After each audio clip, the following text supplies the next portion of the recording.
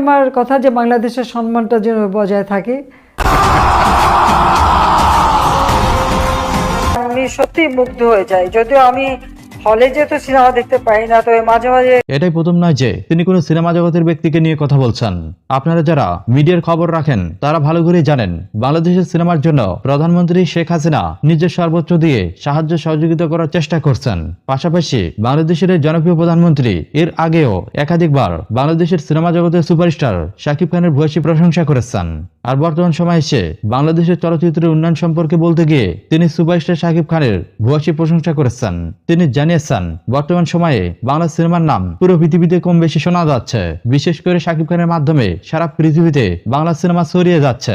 এর পাশাপাশি প্রধানমন্ত্রী শেখ হাসিনা আরো জানান বর্তমান সময়ে টুকটাক বাংলা সিনেমার খবর নিয়ে জানতে পারছে সারা বিশ্বব্যাপী শাকিব খান এখন ব্যাপক জনপ্রিয়।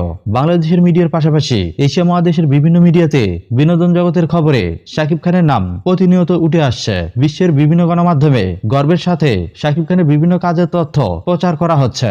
আর এতে সহজেই অনুমান করা যায় যে সারা বিশ্বে শাকিব এখন কতটা জনপ্রিয়। আর এইভাবে শাকিব তার নিজের কাজের মাধ্যমে সারা বিশ্বে সুনাম অর্জন করছে, পাশাপাশি সারা পৃথিবীতে বাংলাদেশের নাম ছড়িয়ে দিচ্ছে।